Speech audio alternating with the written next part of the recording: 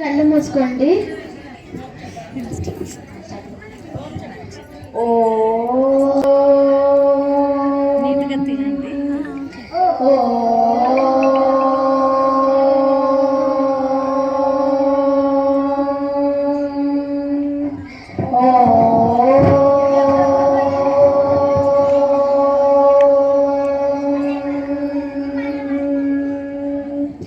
ఏ పూజకైనా ఏ కార్యాలకైనా మొదటి గణేష్ ప్రార్థన చేసి పూజను ప్రారంభించాలి.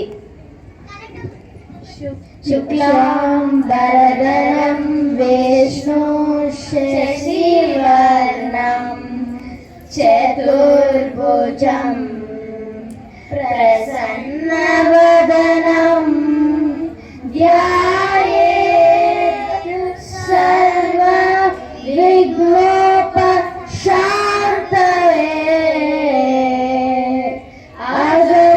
అగజాననం పరమాద్భుతం గజాననం మహర్నిశం అనేకదంతం ఉపాస్మహే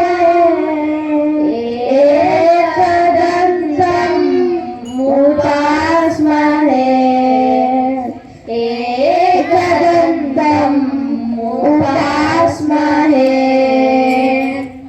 వక్రతుండ మహాకాయ సూర్యకోటి సమప్రభ నిర్విఘ్నం కురు మే దేవ సర్వకార్యేషు సర్వదా.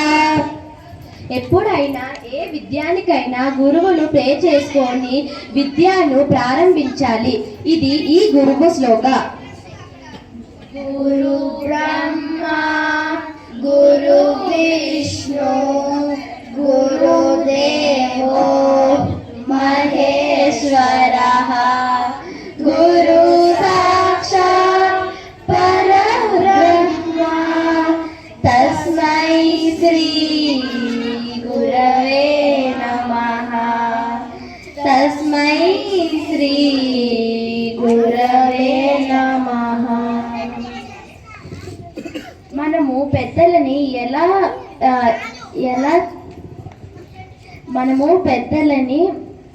ఎలా ఉండాలి అని పెద్దలతో ఎలా ఉండాలి అని తెలియచేసే శ్లోకమే మాతృదేవ భవ శ్లోకం.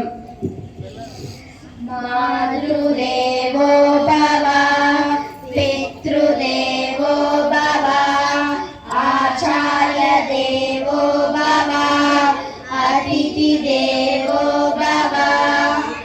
మనము చదువుకునే ముందు సరస్వతి శ్లోక చెప్పుకొని ప్రారంభిస్తే చదువు బాగా జ్ఞాపకం ఉంటుంది. ఇది సరస్వతి శ్లోక. సరస్వతి నమస్తుభ్యం వరదే కామరూపిణి విద్యారంభం కరిష్యామి సిద్ధిర్భవతు మే సదా పద్మపత్ర విశాలాక్షి పద్మకేసరి వందని నిత్యం పద్మాలయాం దేవి సామాన్ పాతు సరస్వతి భగవతి నిశేష జాడ్యాత్వః. మనము గుడికి వెళ్ళినప్పుడు నవగ్రహాల ప్రదక్షిణ చేసుకునేటప్పుడు ఈ శ్లోకం చెప్పుకోవాలి. ఇది నవగ్రహాల శ్లోక.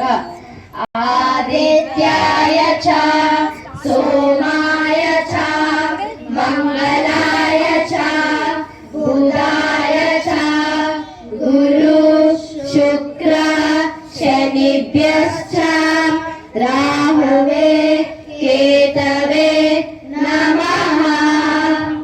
మనము వినాయక చవితి పండుగ వేడుకలు జరుపుకుంటున్నాము కదా.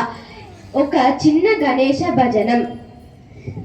గణేశ శరణం శరణం గణేశ గణేశ శరణం శరణం గణేశ గణేశ శరణం శరణం గణేశ పార్వతి పుత్ర శరణం గణేశ పార్వతి పుత్ర శరణం గణేశ ఈశ్వర తనయా శరణం గణేశ ఈశ్వర తనయా శరణం గణేశ గౌరీ కుమారా శరణం గణేశ గౌరీ కుమారా శరణం గణేశ గజాననా శరణం గణేశ గజాననా శరణం గణేశ విఘ్నేశనాదా శరణం గణేశ విఘ్నేశనాదా శరణం గణేశ గణేశనాదా శరణం గణేశ గణేశ శరణం శరణం గణేశ గణేశ శరణం శరణం గణేశ గణేశ శరణం శరణం గణేశ జై గణేష్ జై గణేష్ జై గణేష్. ధన్యవాదాలు. ఈ ఈ ఈ ఆపర్చునిటీ ఇచ్చిన దానికి జేజీ గణేష్ టీమ్ కి ధన్యవాదాలు.